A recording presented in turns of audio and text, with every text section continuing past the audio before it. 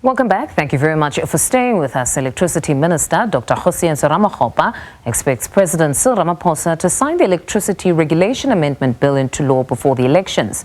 Last week, Parliament passed the proposed law that will officially end Eskom's 100-year monopoly. Ramokgopa says the bill will formalise measures to open up the market for competitive trading. He has given an update on the Energy Action Plan after 54 days of no rolling blackouts. Electricity Regulation Amendment Bill, once signed into law, will allow for a greater participation of the private sector in electricity generation. The Electricity Minister Kgosientsho Ramokgopa says government wants to see the bill that's currently sitting at the desk of the President signed into an act. This bill will provide for additional electricity generation capacity and infrastructure while establishing the duties, powers and functions of the transmission system operator. The pen will be ready for the President to put this into effect. And what does it mean? So it means a number of things. It establishes two main principles of how you are going to deal with the new generators, new players in the ecosystem. It introduces the principles of equity and fairness on how these players are able to access the grid. The country has seen 54 days of no rolling blackouts.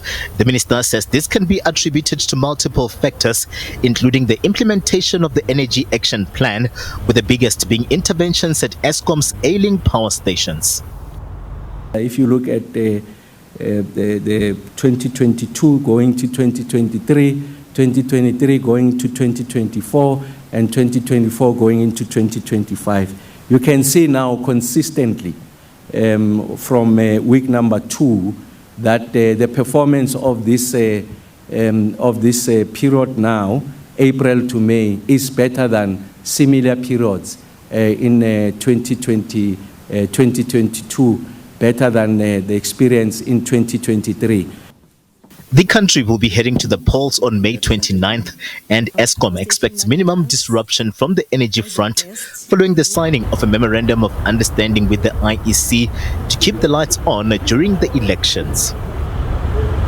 We're working quite closely with the IEC in the planning for all electricity-related logistics around the election. We are supporting the IEC so that they can do what they need to do in preparation for the election.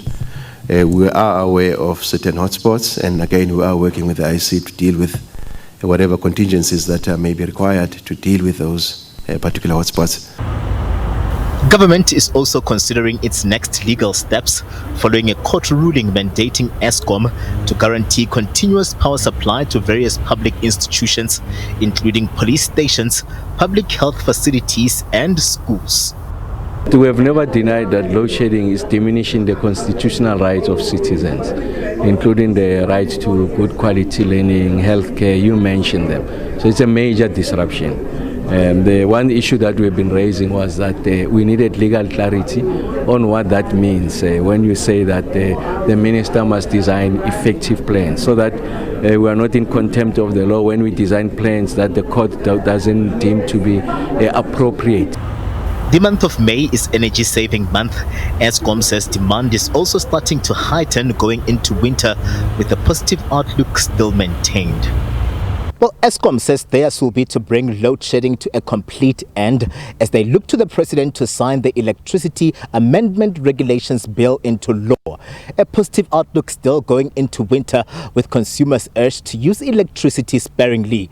Eskom has also vowed to play their part to ensure a smooth election come May 29th. Katlego Logodi, SABC News at Eskom's Megawatt Park.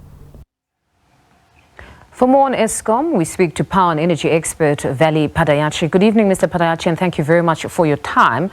So South Africans haven't had load shedding for the past 54 days. I'm sure you keep seeing many cynics that just don't believe the suspension of load shedding is due to what we heard today, which is the aggressive maintenance-led program, where Eskom removed 18% of the generation capacity between December and last year. Your take on what we heard today? Thank you very much, Fundu. A very good evening to you and your viewers. Glad to be back. Yes, I watched that briefing today. And I must say at the outset, 54 days of no load shedding, and if you try and argue that there could have been some non-acceptable ways of achieving it, then I think that argument may fail, because you cannot achieve 54 days of no load shedding without any good effort. So as an opening remark, I think the briefing today was a good news briefing, and there was a serious attempt, to talk to your question, where the minister went to serious lengths to emphasize that this 54 days of no load shedding was genuine attempt by many stakeholders, Fundu. And that's why, Fundu, the key observation of today's briefing is that it departed from the normal briefing, which used to be held in Pretoria, and it was held in Megawatt Park. And at Megawatt Park, you had the full force of, obviously the minister was there and his team.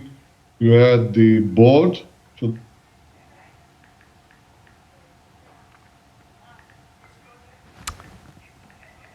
Oh, unfortunately, it seems we've lost Vally Padayachee there. But as you would have heard, they're stating a very important point that today they shifted from Pretoria and took it straight to Megawatt Park, where they wanted to have some of the board members as well as the operational heads speaking to some of these issues, just to further address the several concerns that perhaps what we're seeing here is electioneering. Mr. Padayachee, I believe you're back on. I want us to delve deeper now into that address. So we heard today that May 2023 is being used as a baseline. The minister revealed that they have been able to improve the energy availability factor by 9%, from 51.7% last year to 60.5% this year. Is this satisfactory? Yes, I think if you look at the history from where we come from, it is significant in the context of, if you look at last year, we had significant load shedding.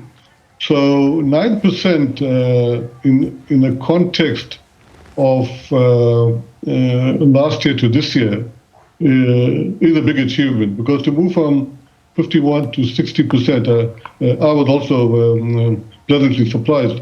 And they've achieved that through a number of factors. I mean, the Medupi and the Kusile units, some of them have come back. There's also good performance from the coal-fired fleet. And also not forgetting, they've admitted that they're still using OCGTs, diesel-fired, to achieve that. And also bear in mind, the minister also emphasized that the OCGTs and the group head of generation mentioned it, was part of the generation fleet. So what we must recognize is that the OCGTs performing also contributes to the EAF. But notwithstanding that, it is a reasonably good performance, Fundu. The fact that we're able to have these acronyms, OCGTs, and everybody to a certain extent knows we're talking about the open cycle gas turbines, would probably tempt us not to explain some of these concepts, particularly the UCLF, that's the unplanned capability loss factor, which is now sitting at 28.2%. And before, last year, it was at 35.6%. Before we actually get to your views on whether this is satisfactory, I just want you to talk to us about this loss factor. Right. Now, if you look at the energy availability factor, it's generally made out of two components.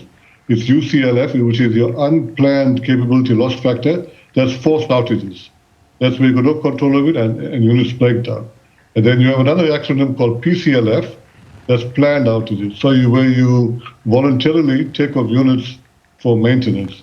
So when you combine those two acronyms, the percentages, you get an energy availability factor. So the UCLF, which is a forced outage, was at a worse off level last year. At 35%, and now it's 28. 28%. So it's an indication that especially the coal-fired fleet is performing better, so they have a better handle on it.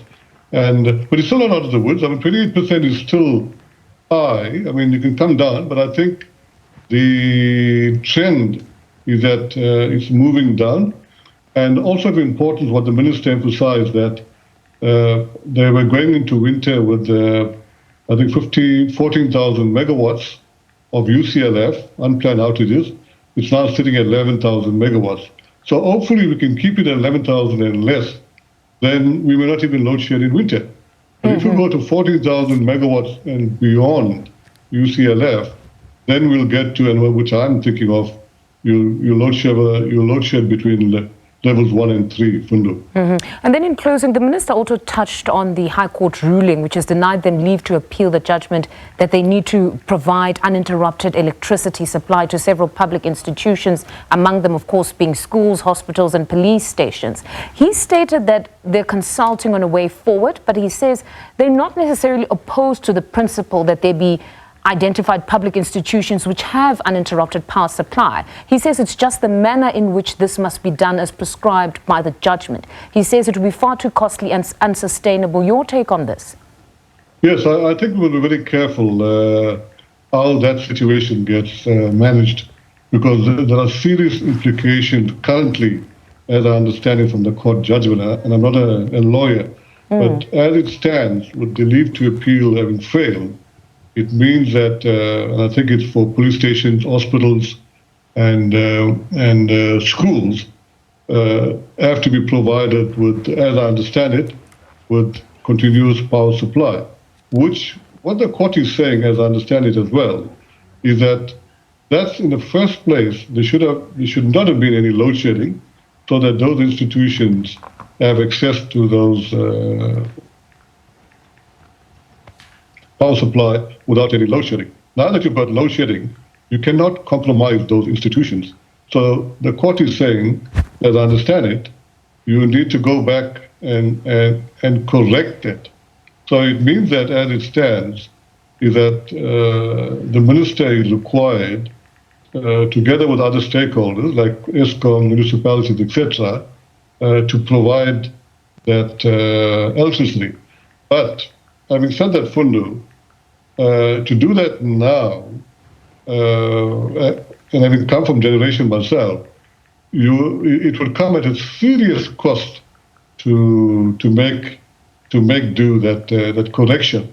But if I use my NRS, as chairman of the NRS thing, if you had to provide power, unlimited power or continuous power to all hospitals continuously in the current electricity crisis, then we will not be able to load shed at all, which means that we'll compromise the national grid. Hence my comment is that this situation has to be very, very carefully managed, so that between the courts and the ministry and other stakeholders, we get to a solution, we get to a path forward that does not compromise the grid, ensure that people get the power that they need, etc. But it has to be carefully managed. And I guess that's why the minister is consulting with the legal people. No, it will be interesting to see if they actually challenge it in a higher court. But Vally, thank you very much for your insights as always. That was energy expert Vally Padayachee speaking to us.